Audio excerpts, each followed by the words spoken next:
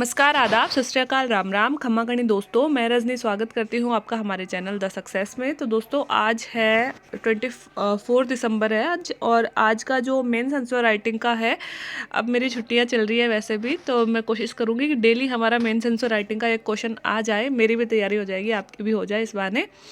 तो आज का जो क्वेश्चन है, कल भी मैंने डाला था और आज भी मैं डाल रही हूँ। आज का जो क्वेश्चन है चाबहार बंदरगाह है, और चाबहार बंदरगाह दोस्तों बहुत ज़्यादा चर्चा में रहा है। एक तो देखो, पहले से इंडिया डेवलप कर रहा है तब से चर्चा में है, मध्य एशिया के साथ हमारे रिलेशन वैसे भी चर्चा में रहते हैं। और दूसरा, क्योंकि अफगानिस्तान में आपको पता है तालिबानी सरकार आ गई, और तालिबानी सरकार आने के बाद में कई सारे जो रणनीतिक चेंजेस आए हैं हमारे अफगानिस्तान के साथ संबंधों में, उसकी वजह से चाबहार बड़ा चर्चा में रहा था। ठीक है, कि क्या मतलब इंडिया ने इतना इन्वेस्टमेंट किया है अफगानिस्तान तक पहुंच बढ़ाने के लिए, क्या अब ये सफल होगा या फिर इसके क्या परिणाम होने वाले हैं, ये सब करके।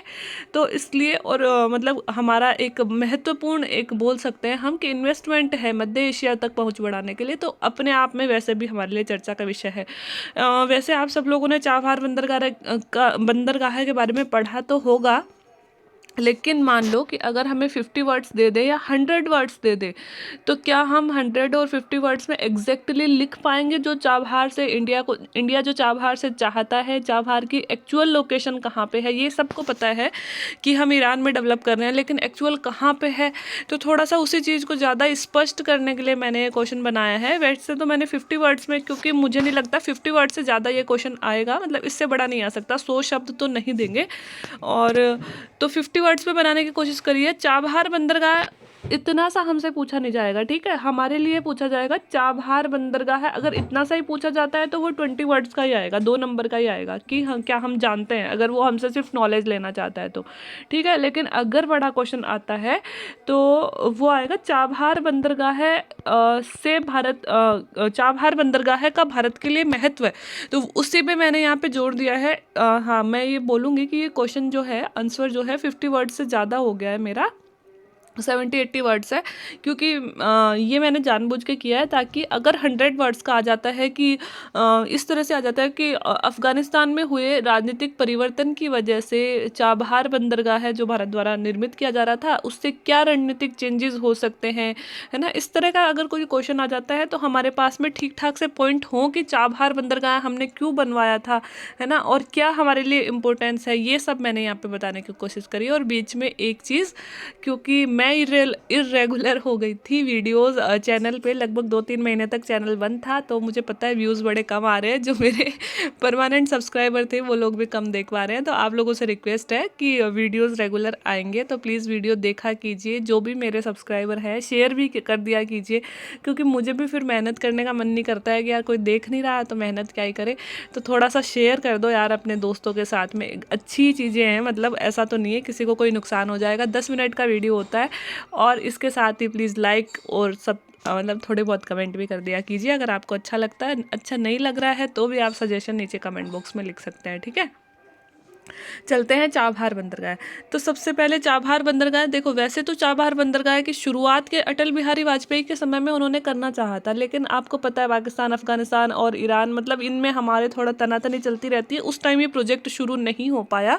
ये प्रोजेक्ट हमने शुरू किया मई 2016 में, और सिर्फ भारत और ईरान का ही नहीं है, भारत, ईरान और अफगानिस्तान का समझौता है, ये 3 देशों के मध्य है। हम ये सोचते हैं कि चाबहार हम सिर्फ ईरान में बना रहे हैं तो हमें ईरान का ही नाम लिखना है, बिल्कुल गलत हो जाएगा। भारत, ईरान और अफगानिस्तान का एक त्रिपक्षीय समझौता है चाबहार, ठीक है, जिसके तहत भारत त्रिपक्षीय समझौता है जिसके तहत भारत कर क्या रहा है, ईरान में चाबहार बंदरगाह का निर्माण कर रहा है।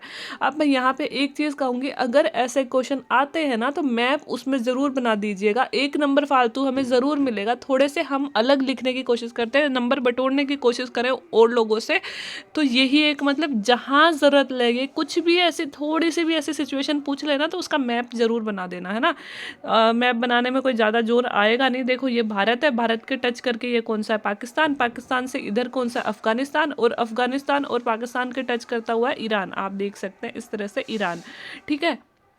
और ईरान में यहाँ पे जस्ट ईरान और पाकिस्तान के बॉर्डर के जस्ट पास में चाबहार बंदरगाह है, और इसके पास में ग्वादर बंदरगाह भी मैंने यहाँ पे दर्शाया है। आप भी जब मैप बनाओ तो ज़रूर दर्शा देना।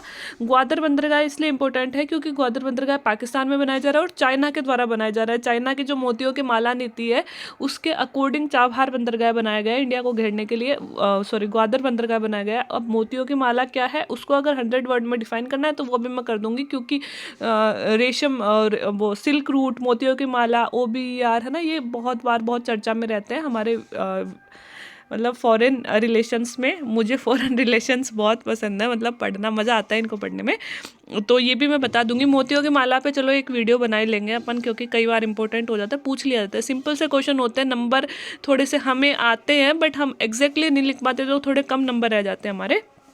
तो ग्वादर दिखा दिया आपने, ग्वादर पे दिखा देना। और ग्वादर के जस्ट बगल में ये देखो मैंने ये डैश डैश करके 72 किलोमीटर लिखा है ना। ग्वादर और चाबहार के बीच में सिर्फ और सिर्फ 72 किलोमीटर का अंतर है। और जो चाबहार बंदरगाह है वो ओमान की खाड़ी पर बना हुआ है, ओमान की खाड़ी के एकदम जस्ट मुंह पे बना हुआ है। इतनी सी लोकेशन अगर आप दिखा दोगे 1 सेकंड लगेगी आपको इतनी सी लाइन खींचने में। भारत, भारत के बगल में पाकिस्तान, ऊपर अफगानिस्तान, नीचे की तरफ ईरान है, और चाबहार और ग्वादर दिखा देना। ओमान की खाड़ी, अरब सागर लिखना चाहो तो ठीक है, नहीं लिखना चाहो तो आपकी मर्जी है, ठीक है। थोड़ा जल्दी बोल रही हूँ ना ठीक है। ईरान के सिस्तान बलूचिस्तान प्रांत में यह स्थित है। कहाँ स्थित है? ईरान के, अगर ईरान की एग्जैक्ट सिचुएशन देखें तो सिस्तान और बलूचिस्तान प्रांत में स्थित है। और ओमान की खाड़ी पर स्थित यह बंदरगाह है ईरान के दक्षिणी समुद्री तट को भारत के पश्चिमी समुद्री तट से जोड़ता है।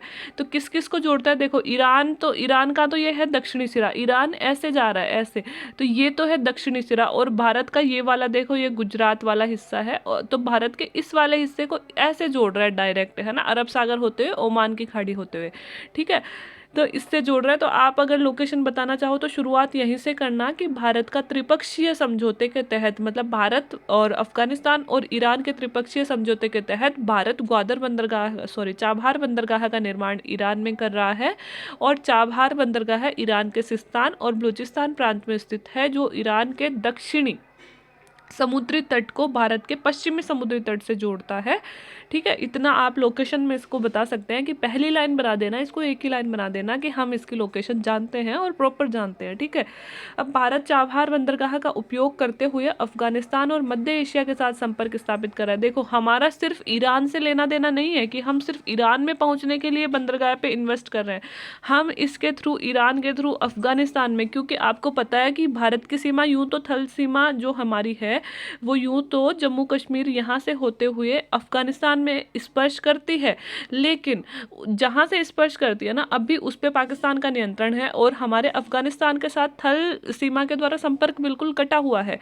और तो इसलिए हम अफगानिस्तान से अच्छी दोस्ती यारी निभाने के लिए भी, और अफगानिस्तान के थ्रू फिर मध्य एशिया से, ठीक है, मध्य एशिया तक पहुँच बढ़ाने के लिए हम इस बंदरगाह का निर्माण कर रहे हैं। तो भारत के इरादे बहुत व्यापक हैं इस चीज़ में, ठीक है।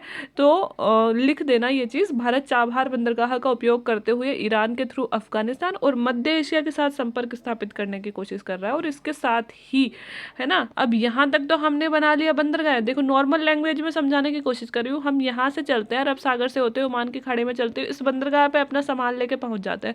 अब बंदरगाह पे तो पहुँच गए, अब भाई साहब हमें क्या पता ईरान में ठीक ठाक रोड वगैरह है कि नहीं है, उस सामान को आगे तक कैसे पहुँचाएंगे, इसका जिम्मा भी हमने खुद ने ले लिया। इसके लिए हमने मिलान जरांज डेलाराम, या डेलाराम आप इसे बोल सकते हो, इस हाईवे का निर्माण भी इसी प्रोजेक्ट के तहत हम कर रहे हैं, मिलान जरांज और डेलाराम हाईवे, ठीक है। तो इसमें ये जो जरांज है ये ईरान और अफगानिस्तान मतलब यहाँ पे स्थित है, और डेलाराम जो है और अफगानिस्तान के अंदर स्थित है, और मिलान यहाँ आसपास कहीं होगा। तो मतलब कि चाबहार बंदरगाह तक सामान पहुँचाया, और उसके आगे सामान पहुँचाने के लिए, मध्य एशिया तक पकड़ बनाने के लिए अफगानिस्तान तक हम एक हाईवे का निर्माण कर रहे हैं, जिसका नाम है मिलान जरांज डेलाराम हाईवे। ये मैंने समझाने के लिए लिखा है कि जरांज कहाँ है, डेलाराम कहाँ है, ताकि आपको थोड़ी दिमाग में इसकी स्थिति याद होगी ना, तो ज़्यादा अच्छे से स्पष्ट कर पाओगे बजाय कि रटने के, ठीक है। तो ये हाईवे भी हम बना रहे हैं। अब हम इस हाईवे के द्वारा हम अफगानिस्तान तक पहुँच गए हैं, और अफगानिस्तान से अगर फिर ठीक ठाक चीज़ें सारी संपन्न हो जाती हैं तो फिर आगे हम मध्य एशिया तक भी और हाईवेज़ बनाकर हम कनेक्ट हो सकते हैं, ठीक है। इसके साथ ये सब हो गया। अब देखो स्थिति हमने समझा दी और रीज़न हमने बता दिया कि भारत क्यों बना रहा है, और ये भी हमने बता दिया कि इस बंदरगाह के साथ साथ, है ना, और भारत क्या कर रहा है। अब इसमें ना बहुत सारे पॉइंट्स दिए हुए थे, ठीक है, कि इतने करोड़ का इन्वेस्टमेंट होगा, इतने बिलियन डॉलर का व्यापार होगा, ये सब अब हम 50 वर्ड्स के क्वेश्चन में हम नहीं लिख सकते, है ना, क्योंकि इतना लिखने का वो पूछेगा भी नहीं रामायण, और इतना लिखने का कोई इंपॉर्टेंस भी नहीं है। आगे हम लिख रहे हैं कि भारत के लिए क्या महत्व है। अब देखो भारत के लिए वैसे तो आप बोल सकते हो, देखो इकोनॉमी व्यापार मजबूत होगा, है ना, चाइना को भी काउंटर कर पाएंगे, मध्य एशिया तक पहुंच बना पाएंगे, ये सारे ही रीजन है, ठीक है। इसको आप इस तरह से भी, मैंने इस तरह से लिख दिया, आर्थिक महत्व, सामरिक महत्व, कूटनीतिक महत्व, आप भी इस तरह से इसको यूज कर सकते हो, है ना, लाइक कि ऐसे गोला बना के आर्थिक महत्व, सामरिक महत्व, कूटनीतिक, राजनीतिक, इस तरह के 4-5 पॉइंट अपने हिसाब से भी जोड़ सकते हो। अब आर्थिक महत्व में तो सबसे पहले हमने देख ही लिया कि मध्य एशिया तक पहुंच बढ़ेगी, ट्रांसपोर्ट कॉस्ट, क्योंकि थल और जल दोनों का मिला हुआ है, और आपको पता है कि जल जो परिवहन होता है वो सबसे सस्ता होता है, ठीक है, तो ट्रांसपोर्ट कॉस्ट कम हो जाएगी, व्यापारिक भागीदारी मजबूत होगी, ठीक है। अभी हम जो है मध्य एशिया तक व्यापार ईजिली नहीं कर पाते हैं, क्योंकि हमारे जो दो मार्ग है, एक तरफ है चाइना, वो जाने नहीं देता, एक तरफ है पाकिस्तान, वो जाने नहीं देता है, तो हमारे पास रास्ता बचता नहीं है, तो हम वायुसेना के द्वारा इधर उधर से, मतलब दूर दूर से व्यापार करना पड़ता है, जल से करते हैं तो भी बहुत लंबा पड़ता है ना। तो इस तरह से हमने कोशिश करी है कि हम अपने व्यापार को सुगम भी बना पाएँ, बढ़ा भी पाएँ, ठीक है। तो आर्थिक संबंध तो ये हो गया कि ऑफ कोर्स सी बात है, व्यापार बढ़ेगा, व्यापार बढ़ेगा तो पैसे आएंगे, ट्रांसपोर्ट भी सस्ता होएगा, है ना। दूसरा सामरिक महत्व क्या लिखा कि भाई हमारा मतलब सामरिक पक्ष भी ये मजबूत करता है। चीन जो BRI मतलब बॉर्डर एंड रोड इनिशिएटिव है चीन का, और OBOR है, one belt one road initiative है, उसको काउंटर करने के लिए, मतलब चाइना क्या कर रहा है कि अपने अपने चाइना से लेकर, मध्य एशिया से लेकर, तुर्की से लेकर, मतलब यहाँ तक एक रोड बना रहा है ना, one belt one road initiative बोलते हैं। रूस को भी उसमें जोड़ रहा है, यूरोपीय देशों को भी जोड़ना चाहता है चाइना, तो ऐसी एक रोड बना रहा है, और वो रोड के थ्रू मतलब पूरे एशिया में कनेक्टिविटी बना रहा है, ठीक है।